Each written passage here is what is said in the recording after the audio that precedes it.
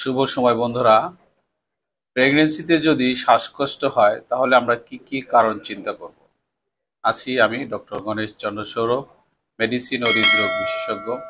কথা বলবো গর্ভবতী মায়েদের যদি শ্বাসকষ্ট হয় কি কি কারণে হতে পারে। প্রথমে আমরা চিন্তা করব physiological cause of shortness of breath, অর্থাৎ তার প্রেগন্যান্সির জন্য স্বাভাবিক অবস্থায় শ্বাসকষ্ট হতে পারে, অন্য কোনো কারণ থাকবে না। প্রেগন্যান্সি যখন কমপ্লিট হয়ে যাবে, ডেলিভারির পরে তার শ্বাসকষ্ট কমে যাবে। এছাড়া হতে পারে তার যদি অ্যাজমা হয়, দেখা গেলো যে অ্যাজমা 3/1 প্রেগনেন্সিতে বাড়ে, আর বাকি 2 ভাগ কারো খারাপ হতে পারে, কারো নিয়ন্ত্রণ থাকতে পারে, কারো ওষুধ নাও লাগতে পারে।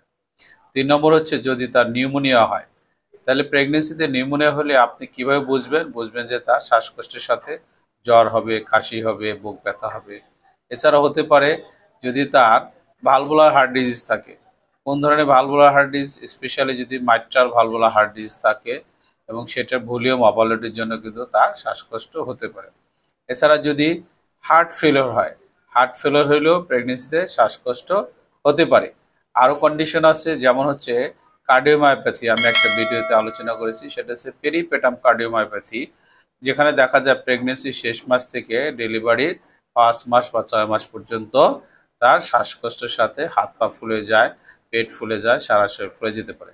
আর একটা হচ্ছে যদি ডাইলেটেড কার্ডিওমায়োপ্যাথি হয়, সেটা প্রেগনেন্সির সাথে রিলেটেড না। তাহলে এই সমস্ত কারণে কিন্তু আমাদের প্রেগনেন্সির সময় শ্বাসকষ্ট হতে পারে। সর্বোপরি সবকিছুর সাথেই আমাদেরকে দেখতে হবে কি কারণে শ্বাসকষ্ট হয়। এবার কথা বলবো, যদি প্রেগনেন্সিতে কারো হঠাৎ করে বুক ব্যথা হয় তাহলে কি চিন্তা করবে? দুটো কারণ চিন্তা করবেন, একটা হচ্ছে অ্যাকুট করোনারি সিনড্রোম, আর একটা অ্যাওর্টিক ডিসেকশন। 3 নম্বর হচ্ছে পালমোনারি এম্বোলিজম।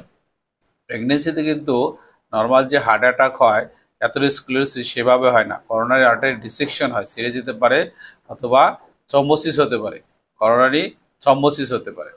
আচ্ছা, এরপর হচ্ছে যদি হেডেক হয়, প্রেগনেন্সি যদি মাথা ব্যথা হয়, তাহলে কি কারণ চিন্তা করব? 4টা কারণ চিন্তা করতে হবে। কমনলি মাইগ্রেনের ব্যথাটা বেড়ে যায় বা টেনশন টাইপ অফ হেডেকটা বেড়ে যায়। এছাড়া হতে পারে তার প্রিয়াক্লামশিয়া, অর্থাৎ তার প্রেশার অনেক বেশি হবে, দেখা যাবে হাত পায়ে পানি আসবে, প্রোটিন লস হবে, এগুলির সাথে থাকবে। এবং ফাইনাল হচ্ছে যদি সেরিব্রাল ভেনাস সাইনাস থ্রম্বোসিস হয়, তাহলে কিন্তু তার হেডেক হতে পারে। তাহলে আমরা দেখলাম যে প্রেগনেন্সিতে বিভিন্ন ধরনের সিমটম যদি হয়, তাহলে তার এই ধরনের সমস্যা হতে পারে। সো বন্ধুরা, ভালো থাকবেন। ধন্যবাদ সবাইকে। ভিডিওটি দেখবেন, লাইক শেয়ার কমেন্ট করে পাশে থাকবেন।